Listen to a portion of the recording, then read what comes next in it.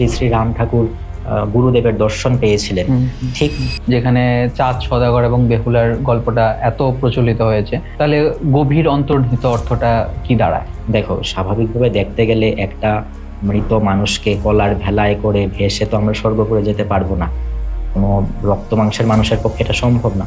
সম্ভবত একটা রূপক বা ভেলায় করে হয়তো উনি গিয়েছেন, কিন্তু হয়তো বা এমন কোনো আয়ুর্বেদিক চিকিৎসক ছিলেন তৎকালে, সেখানে গিয়েছেন।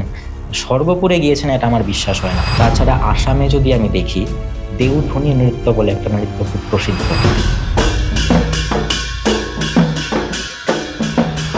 মঙ্গল কাব্যে আমরা কি পাচ্ছি যে দেবপুরে গিয়ে বিপুলা নৃত্য পরিবেশন করছেন দেবসভায়।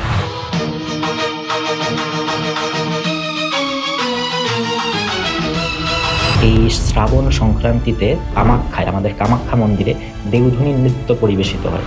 মানে কামাখ্যাতে সেই কারণে এখনো এই নৃত্যের প্রচলন শ্রাবণ রয়েছে। সংক্রান্তিতে বিস্তৃত মনসা পুজো হচ্ছে। এবং তুমি যদি যারা কামাখ্যায় গিয়েছেন তারা বুঝবেন, একদম ভিতরের গর্ভগৃহে মায়ের যোনি মণ্ডল, তার সামনে কামেশ্বরীর পীঠ, এবং তার সামনে যেখানে শ্রী শ্রী রাম ঠাকুর গুরুদেবের দর্শন পেয়েছিলেন, ঠিক মধ্যের প্রকোষ্ঠে, ওই প্রকোষ্ঠের মধ্যের জায়গাতে একটা স্তম্ভাকৃতির একটা জায়গা দেখতে পাবে, লাল কাপড় দিয়ে মোড়ানো।